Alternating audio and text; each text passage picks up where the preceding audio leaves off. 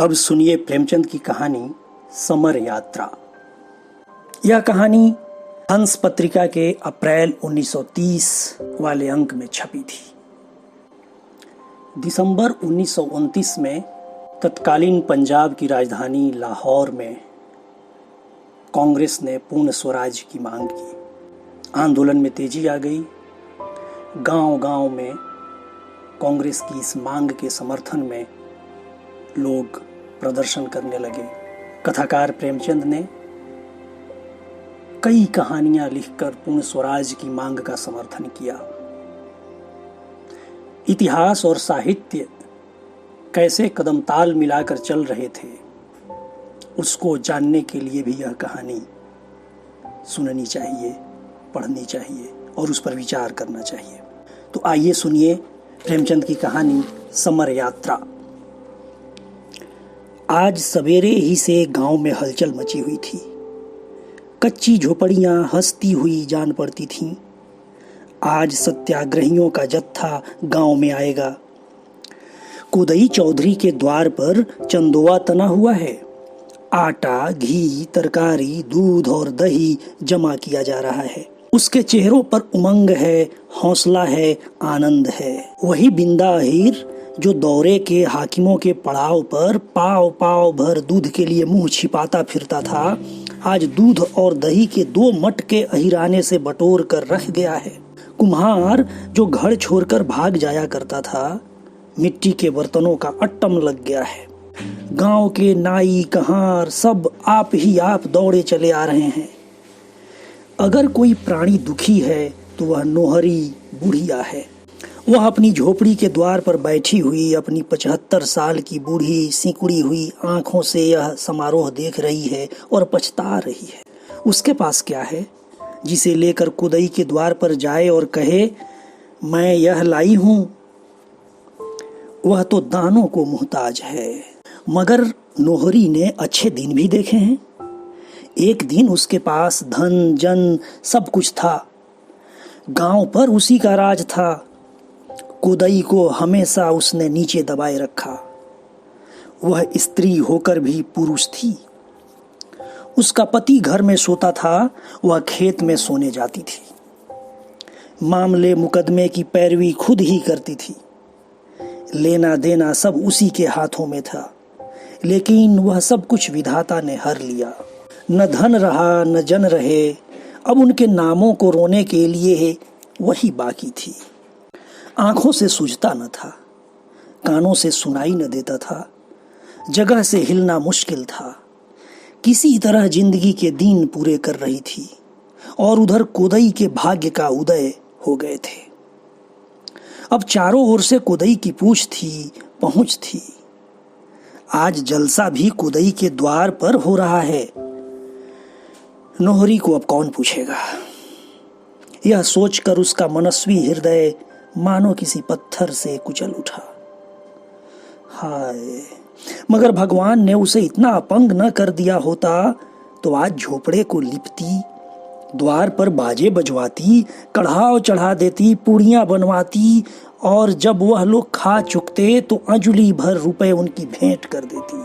उसे वह दिन याद आया जब वह अपने बूढ़े पति को लेकर यहाँ से 20 कोस दूर महात्मा जी के दर्शन करने गई थी। वह उत्साह, वह सात्विक प्रेम, वह श्रद्धा आज उसके हृदय में आकाश के मटियाले मेघों की भांति उमड़ने लगी। कोदई ने आकर पोपले मुंह से कहा, भाभी, आज महात्मा जी का जत्था आ रहा है, तुम्हें भी कुछ देना है? नोहरी ने चौधरी को कटार भरी हुई आंखों से देखा। निर्दयी मुझे जलाने आया है, मुझे नीचा दिखाना चाहता है। जैसे आकाश पर चढ़कर बोली, मुझे जो कुछ देना है वह उन्हीं लोगों को दूंगी, तुम्हें क्यों दिखाईं? कोदई ने मुस्कुरा कर कहा, हम किसी से कहेंगे नहीं, सच कहते हैं भाभी। निकालो वह पुरानी हांडी, अब किस दिन के लिए रखे हुए हो? किसी ने कुछ नहीं दिया, गांव की लाज कैसे रहेगी?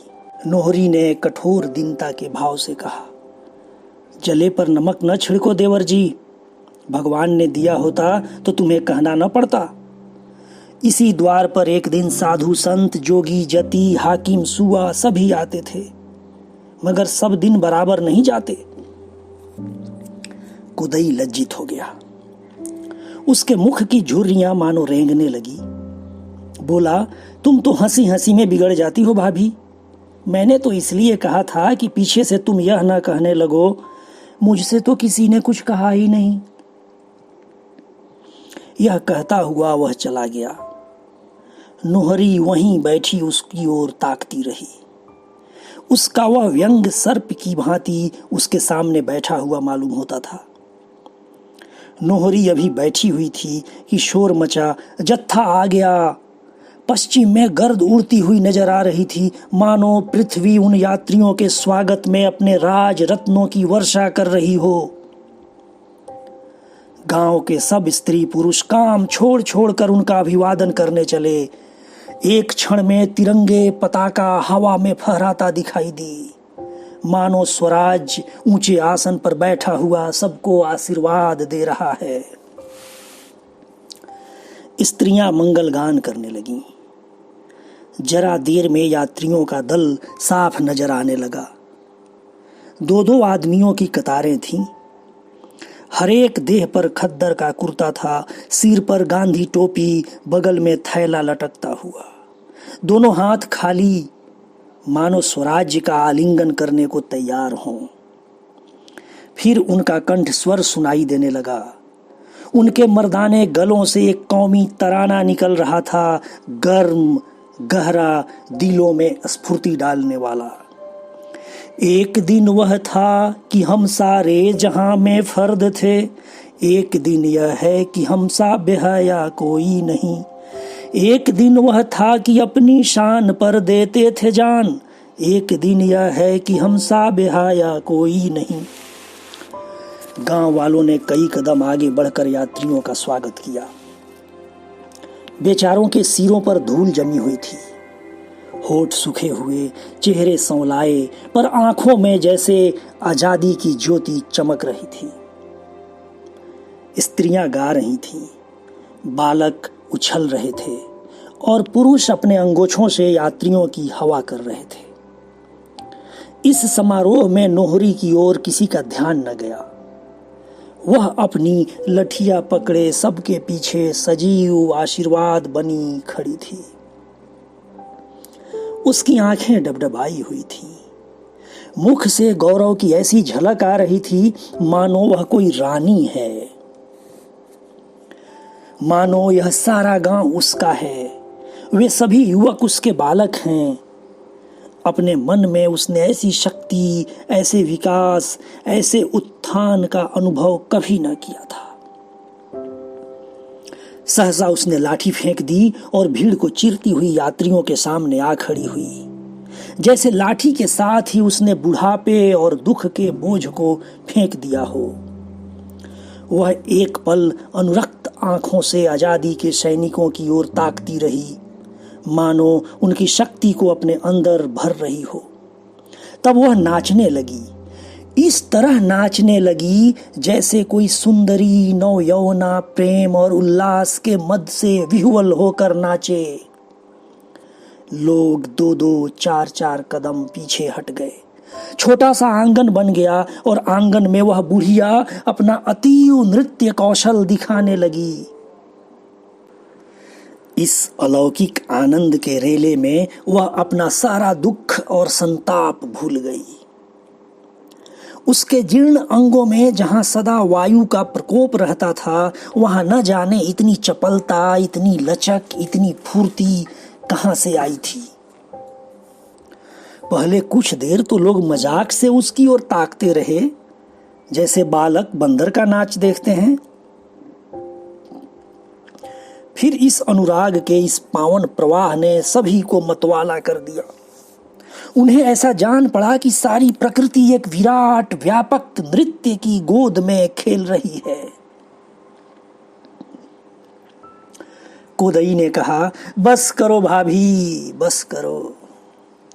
नोहरी ने थिरकते हुए कहा, खड़े क्यों हो, आओ न जरा देखूं कैसा नाचते हो।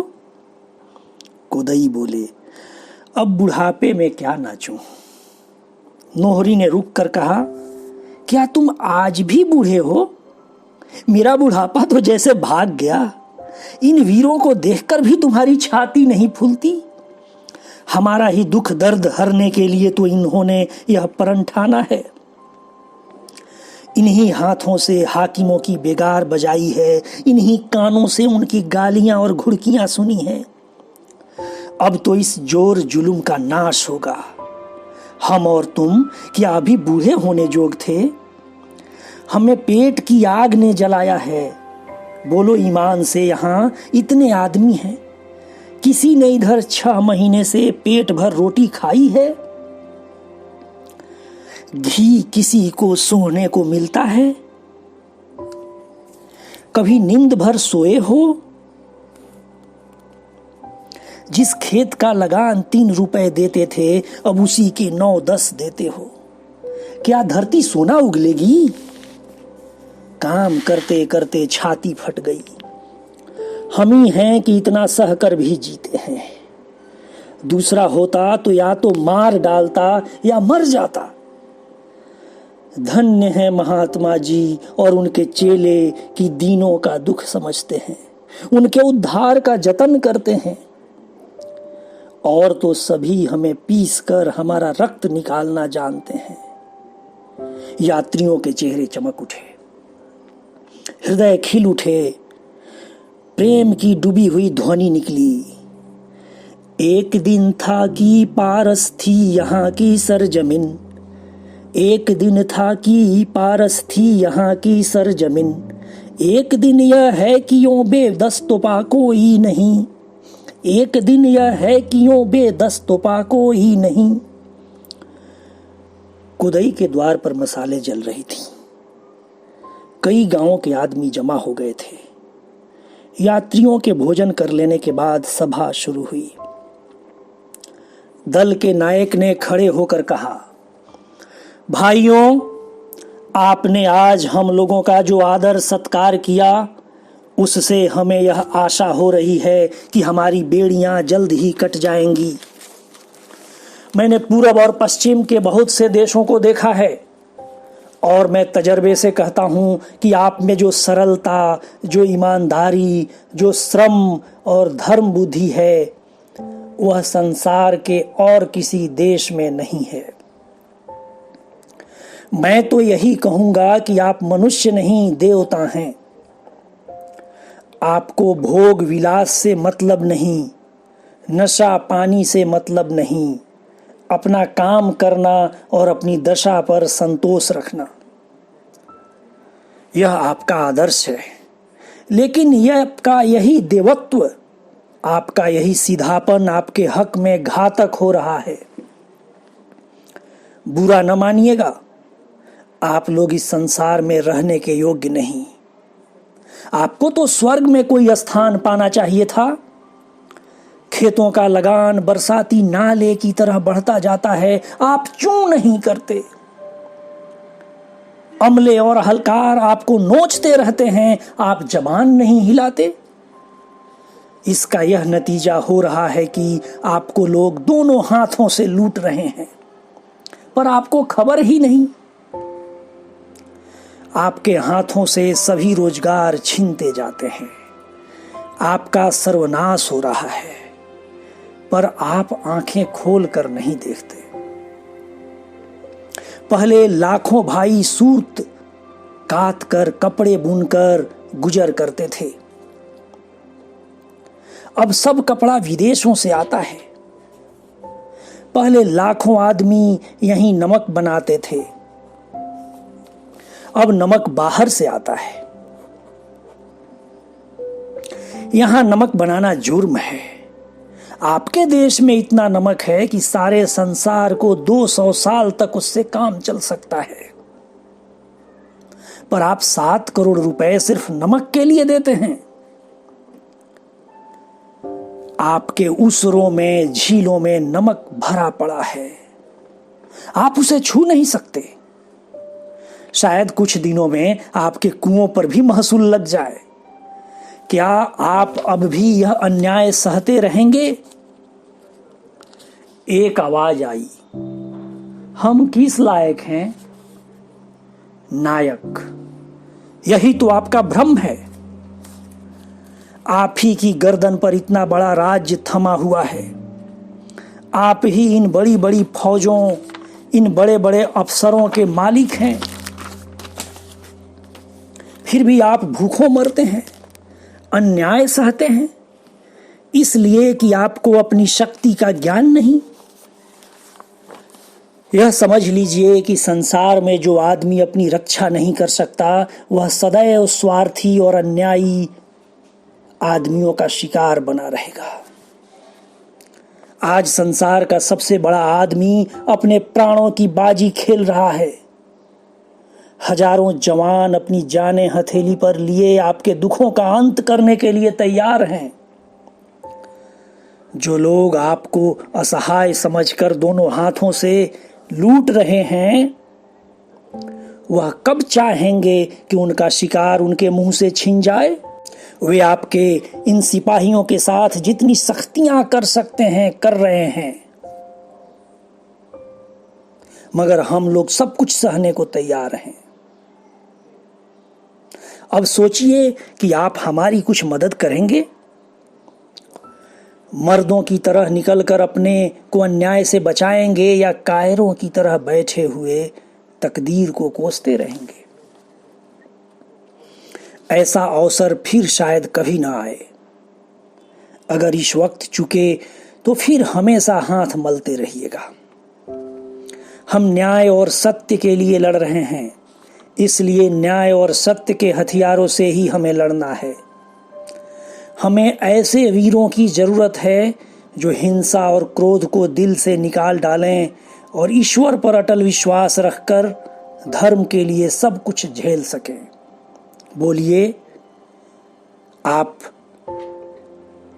मदद कर सकते हैं क्या? आगे कोई नहीं बढ़ता, सन्नाटा छाया रहता है। एकाएक शोर मचा, पुलिस पुलिस आ गई। पुलिस का दारोगा कांस्टेबलों के एक दल के साथ आकर सामने खड़ा हो गया। लोगों ने सहमी हुई आंखों और धड़कते हुए दिलों से उनकी ओर देखा और छिपने के लिए बिल खोजने लगे। दारोगा जी ने हुक्म दिया, मारकर भगा दो इन बदमाशों को। कांस्टेबलों ने अपने डंडे संभाले, मगर इसके पहले कि वे किसी पर हाथ चलाएं, सभी लोग हुर्र हो गए। कोई इधर से भागा, कोई उधर से, भगदड़ मच गई। 10 मिनट में वहां गांव का एक आदमी भी न रहा। हां, नायक अपने स्थान पर अब भी खड़ा था और जत्था उसके पीछे बैठा हुआ था। केवल कोदई चौधरी नायक के समीप बैठे हुए थीर आंखों से भूमि की ओर ताक रहे थे। दारोगा ने कुदई की ओर कठोर आंखों से देखकर कहा, क्यों रे कुदैया, तूने इन बदमाशों को क्यों ठहराया यहां? कुदई ने लाल लाल आंखों से दारोगा की ओर देखा और जहर की तरह गुस्से को पी गए। आज अगर उनके सिर गृहस्थी का बखेड़ा न होता, लेना देना न होता, तो वह भी इसका मुंहतोड़ जवाब देते। जिस गृहस्थी पर उन्होंने अपने जीवन के 50 साल होम कर दिए थे, वह इस समय एक विषैले सर्प की भांति उनकी आत्मा में लिपटी हुई थी। कोदई ने अभी कोई जवाब न दिया था कि नोहरी पीछे से आकर बोली, क्या लाल पगड़ी बांधकर तुम्हारी जीभ ऐंठ गई है? कोदई क्या तुम्हारे गुलाम हैं कि कोदैया कोदैया कर रहे हो? हमारा ही पैसा खाते हो और हम ही को आंखें दिखाते हो? तुम्हें लाज नहीं आती? नोहरी इस वक्त दोपहरी की धूप की तरह कांप रही थी। दारोगा एक क्षण के लिए सन्नाटे में आ गया, फिर कुछ सोचकर और औरत के मुंह लगना अपनी शान के खिलाफ समझकर कुदई से बोला, यह कौन शैतान की खाला है कुदई? खुदा का खौफ न होता तो इसकी जबान तालू से खींच लेता। बुढ़िया लाठी टेक कर दारोगा की ओर घूमती हुई बोली, क्यों खुदा की दुहाई देकर खुदा को बदनाम करते हो? तुम्हारे खुदा तो तुम्हारे अफसर हैं जिनकी तुम जूतियां चाटते हो।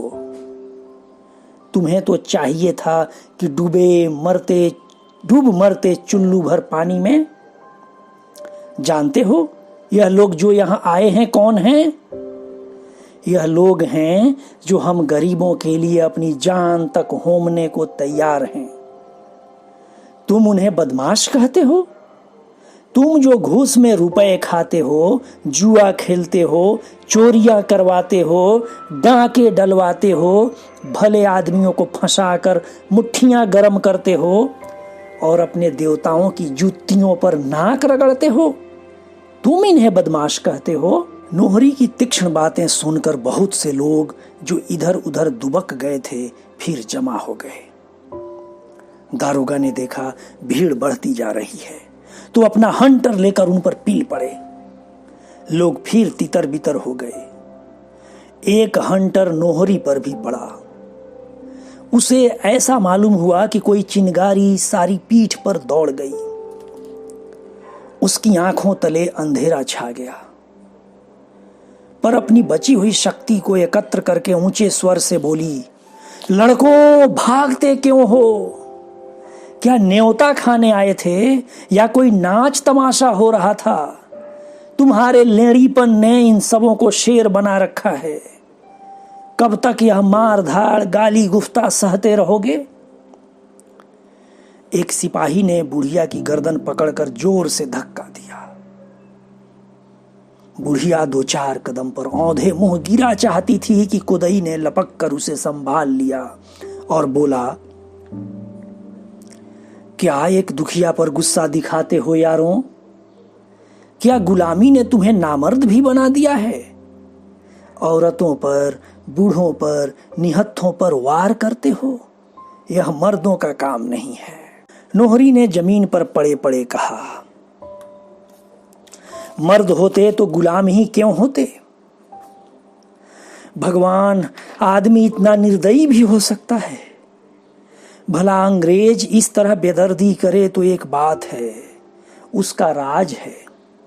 तुम तो उसके चाकर हो। तुम्हें राज तो न मिलेगा मगर राण माण में ही खुश। इन्हें कोई तलब देता जाए, दूसरों की गर्दन भी काटने में इन्हें संकोच नहीं। अब दारोगा ने नायक को डांटना शुरू किया, तुम किसके हुक्म से इस गांव में आए? नायक ने शांत भाव से कहा, खुदा के हुक्म से। दारोगा, तुम रियाया के अमन में खलल डालते हो। नायक, अगर उन्हें उनकी हालत बताना उनके अमन में खलल डालना है तो बेशक हम उनके अमन में खलल डाल रहे हैं। भागने वालों के कदम एक बार फिर रुक गए। कुदई ने उनकी ओर निराश आंखों से देखकर कांपते हुए स्वर में कहा, भाइयों, इस वक्त कई गांव के आदमी यहां जमा हैं। दारोगा ने जैसे हमारी बेआबरूई की है, क्या उसे सहकर तुम आराम की नींद सो सकते हो?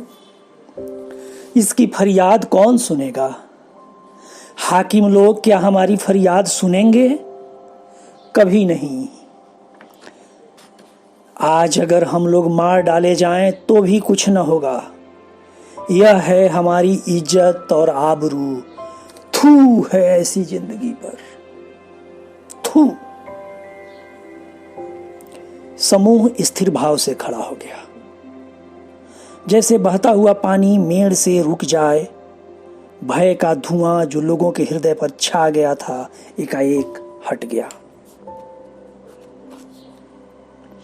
उनके चेहरे कठोर हो गए। दारोगा ने उनके तेवर देखे तो तुरंत घोड़े पर सवार हो गया और कुदई को गिरफ्तार करने का हुक्म दिया। 2 सिपाहियों ने बढ़कर कुदई की बांह पकड़ ली। कुदई ने कहा, घबराते क्यों हो? मैं कहीं भागूंगा नहीं। चलो, कहां चलते हो? ज्यों ही कुदई दोनों सिपाहियों के साथ चला, उसके दोनों जवान बेटे कई आदमियों के साथ सिपाहियों की ओर लपके कि कुदई को उनके हाथों से छीन लें। सभी आदमी विकट आवेश में आकर पुलिस वालों के चारों ओर जमा हो गए। दारोगा ने कहा, तुम लोग हट जाओ वरना फायर कर दूंगा। समूह के इस धमकी का जवाब भारत माता की जय से दिया और एक दो कदम आगे खिसक गए। भारत माता की जय। दारोगा ने देखा अब जान बचती नहीं नजर आती है। नम्रता से बोला, नायक साहब, यह लोग फसाद पर आमादा हैं, इसका नतीजा अच्छा न होगा। नायक ने कहा, नहीं, जब तक हम में से एक आदमी भी यहां रहेगा आपके ऊपर कोई हाथ न उठा सकेगा। आपसे हमारी कोई दुश्मनी नहीं है। हम और आप दोनों एक ही पैरों के तले दबे हुए हैं। यह हमारी बदनसीबी है कि हम और आप दो विरोधी दलों में खड़े हैं। यह कहते हुए नायक ने गांव वालों को समझाया, भाइयों, मैं आपसे कह चुका हूं, यह न्याय और धर्म की लड़ाई है और हमें न्याय और धर्म के हथियार से ही लड़ना है। हमें अपने भाइयों से नहीं लड़ना, हमें तो किसी से भी नहीं लड़ना है। दारोगा की जगह कोई अंग्रेज होता तो भी हम उसकी इतनी ही रक्षा करते। दारोगा ने कोदई चौधरी को गिरफ्तार किया है। मैं इसे चौधरी का सौभाग्य समझता हूं।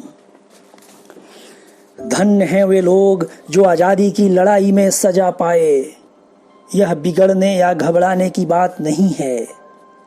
आप लोग हट जाएं और पुलिस को जाने दें। दारोगा और सिपाही कोदई को लेकर चले। लोगों ने जय ध्वनि की, भारत माता की जय। कोदई ने जवाब दिया, राम राम भाइयों, राम राम। डटे रहना मैदान में, घबराने की कोई बात नहीं है। भगवान सबका मालिक है। दोनों लड़के आंखों में आंसू भरे हुए आए और कातर स्वर में बोले, हमें क्या कहे जाते हो दादा? कोदई ने उन्हें बढ़ावा देते हुए कहा, भगवान का भरोसा मत छोड़ना और वह करना जो मर्दों को करना चाहिए। भय सारी बुराइयों की जड़ है, इसे मन से निकाल डालो, फिर तुम्हारा कोई कुछ नहीं कर सकता। सत्य की कभी हार नहीं होती। आज पुलिस के सिपाहियों के बीच में कोदई को निर्भयता का जैसा अनुभव हो रहा था, वैसा पहले कभी न हुआ था। जेल और फांसी उसके लिए आज भय की वस्तु नहीं, गौरव की वस्तु हो गई थी। सत्य का प्रत्यक्ष रूप आज उसने पहली बार देखा, मानो वह कवच की भांति उसकी रक्षा कर रहा हो। गांव वालों के लिए कोदई का पकड़ लिया जाना लज्जाजनक मालूम हो रहा था। उनकी आंखों के सामने उनके चौधरी इस तरह पकड़ लिए गए और वे कुछ न कर सके। आज वे मुंह कैसे दिखाएं? हर एक के मुख पर गहरी वेदना झलक रही थी, जैसे गांव लूट गया हो। सहसा नोहरी ने चिल्लाकर कहा, अब सब जने खड़े क्या पछता रहे हो? देख ली अपनी दुर्दशा या अभी कुछ बाकी है? आज तुमने देख लिया न कि हमारे ऊपर कानून से नहीं लाठी से राज हो रहा है। आज हम इतने बेशर्म हैं कि इतनी दुर्दशा होने पर भी कुछ नहीं बोलते। हम इतने स्वार्थी, इतने कायर न होते तो उनकी मजाल थी कि हमें कोड़ों से पीटते। जब तक तुम गुलाम बने रहोगे, उनकी सेवा टहल करते रहोगे, तुम्हें भूसा चोकर मिलता रहेगा। लेकिन जिस दिन तुमने कंधा टेढ़ा किया, उसी दिन मार पड़ने लगेगी। कब तक इस तरह मार खाते रहोगे? कब तक मुर्दों की तरह पड़े गिद्धों से अपने आप को नोचवाते रहोगे? अब दिखा दो कि तुम भी जीते जागते हो और तुम्हें भी अपनी इज्जत आबरू का कुछ ख्याल है।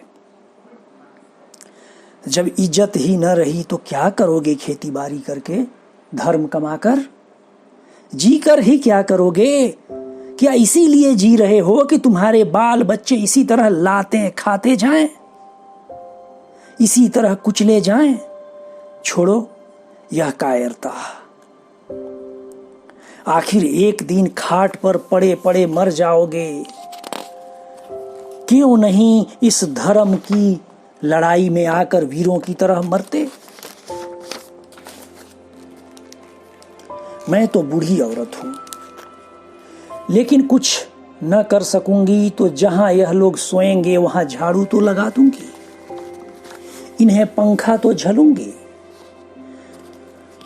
कोदई का बड़ा लड़का मैकू बोला, हमारे जीते जी तुम जाओगी काकी? हमारे जीवन को धिक्कार है। अभी तो हम तुम्हारे बालक जीते ही हैं। मैं चलता हूं उधर, खेती बाड़ी गंगा देखेगा। गंगा उसका छोटा भाई था। बोला, भैया तुम यहां अन्याय करते हो, मेरे रहते तुम नहीं जा सकते। तुम रहोगे तो गिरस्ती संभालोगे, मुझसे तो कुछ न होगा, मुझे जाने दो।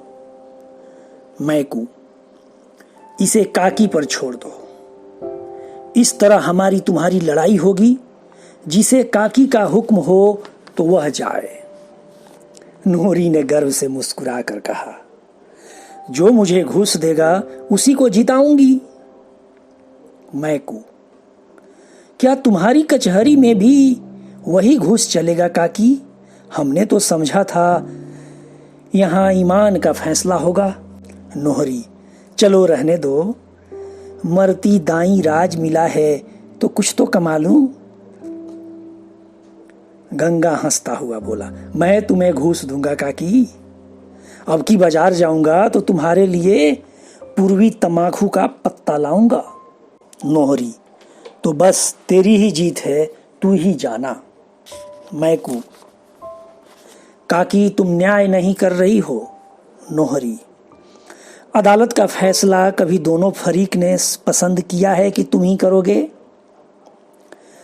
गंगा ने नोहरी के चरण छुए, फिर भाई से गले मिला और बोला, कल दादा को कहला भेजना कि मैं जाता हूं। एक आदमी ने कहा, मेरा भी नाम लिख लो भाई, सेवाराम। सबने जय घोष किया।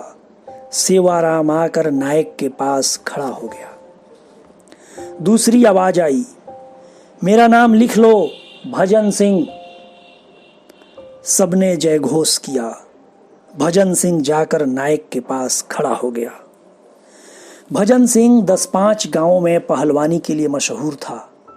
यह अपनी चौड़ी छाती ताने सिर उठाए नायक के पास खड़ा हुआ तो जैसे मंडप के नीचे एक नए जीवन का उदय हो गया। तुरंत ही तीसरी आवाज आई, मेरा नाम लिखो, घूरे। यह गांव का चौकीदार था। लोगों ने सिर उठा उठा कर उसे देखा। सहसा किसी को विश्वास न आता था कि घूरे अपना नाम लिखाएगा। भजन सिंह ने हंसते हुए पूछा, तुम्हें क्या हुआ है घूरे? घूरे ने कहा, मुझे वही हुआ है जो तुम्हें हुआ है। 20 साल तक गुलामी करते करते थक गया हूं।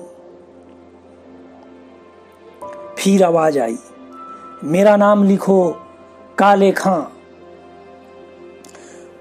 काले खां जमींदार का सहना था, बड़ा ही जाबीर और दबंग। फिर लोगों को आश्चर्य हुआ। मैकू बोला, मालूम होता है हमको लूट लूट कर घर भर लिया है, क्यों? काले खां गंभीर स्वर में बोला, क्या जो आदमी भटकता रहे उसे कभी सीधे रास्ते पर न आने दोगे भाई? अब तक जिसका नमक खाता था उसका हुक्म बजाता था, तुमको लूट लूट कर उसका घर भरता था। अब मालूम हुआ कि मैं बड़े भारी मुगालते में पड़ा हुआ था।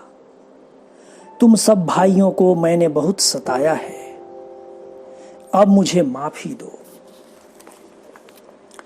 पांचों रंगरूट एक दूसरे से लिपटते थे, उछलते थे, चीखते थे, मानो उन्होंने सचमुच स्वराज्य पा लिया हो और वास्तव में उन्हें स्वराज्य मिल गया था।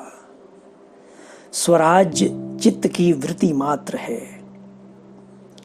ज्यों ही पराधीनता का आतंक दिल से निकल गया, आपको स्वराज्य मिल गया।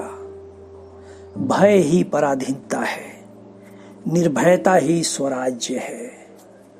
व्यवस्था और संगठन तो गौण है। नायक ने उन सेवकों को संबोधित करके कहा, मित्रों, आप आज आजादी के सिपाहियों में आ मिले, इस पर मैं आपको बधाई देता हूं। आपको मालूम है हम किस तरह लड़ाई करने जा रहे हैं? आपके ऊपर तरह तरह की सख्तियां की जाएंगी, मगर याद रखिए, जिस तरह आज आपने मोह और लोभ का त्याग कर दिया है, उसी तरह हिंसा और क्रोध का भी त्याग कर दीजिए। हम धर्म संग्राम में जा रहे हैं। हमें धर्म के रास्ते पर जमा रहना होगा। आप इसके लिए तैयार हैं? पांचों ने एक स्वर में कहा, तैयार हैं, तैयार हैं। नायक ने आशीर्वाद दिया, ईश्वर आपकी मदद करे। उस सुहावने सुनहले प्रभात में जैसे नई उमंग घुली हुई थी। समीर के हल्के हल्के झोंकों में, प्रकाश की हल्की हल्की किरणों में उमंग सनी हुई थी। लोग जैसे दीवाने हो गए थे, मानो आजादी की देवी उन्हें अपनी ओर बुला रही हो। वही खेत खलिहान हैं, वही बाग बगीचे हैं, वही स्त्री पुरुष हैं, पर आज के प्रभात में जो आशीर्वाद है, जो वरदान है, जो विभूति है, वह और कभी न थी। वही खेत खलिहान, बाग बगीचे, स्त्री पुरुष आज एक नई विभूति में रंग गए हैं। सूर्य निकलने के पहले ही कई हजार आदमियों का जमाव हो गया था। जब सत्याग्रहियों का दल निकला तो लोगों की मस्तानी आवाजों से आकाश गूंज उठा। नए सैनिकों की विदाई, उनकी रमणियों का कातर धैर्य, माता पिता का आर्द्र गर्व, सैनिकों के परित्याग का दृश्य लोगों को मस्त किए देता था। सहसा नोहरी लाठी टेकती हुई आकर खड़ी हो गई। मैकू ने कहा, काकी, हमें आशीर्वाद दो। नोहरी, मैं तुम्हारे साथ चलती हूं बेटा, कितना आशीर्वाद लोगे? कई आदमियों ने एक स्वर से कहा, काकी, तुम चली जाओगी तो यहां कौन रहेगा? नोहरी ने शुभकामना से भरे हुए स्वर में कहा, भैया, जाने के तो अब दिन ही हैं। आज न जाऊंगी तो 2-4 महीने बाद जाऊंगी। अभी जाऊंगी तो जीवन सफल हो जाएगा। 2-4 महीने में खाट पर पड़े पड़े जाऊंगी तो मन की आस मन में ही रह जाएगी। इनकी सेवा से मेरी मुकुट बन जाएगी। भगवान करे तुम लोगों के सुदीन आए और मैं अपनी जिंदगी में तुम्हारा सुख देख लूं। यह कहते हुए नोहरी ने सबको आशीर्वाद दिया और नायक के पास जाकर खड़ी हो गई। लोग खड़े देख रहे थे और जत्था गाता हुआ जाता था। एक दिन वह था कि हम सारे जहां में फर्द थे, एक दिन यह है कि हम सा बेहाया कोई नहीं। नोहरी के पांव जमीन पर न पड़ते थे, मानो विमान पर बैठी हुई स्वर्ग जा रही हो। कहानी पाठ राजीव रंजन गिरी। बहुत बहुत शुक्रिया।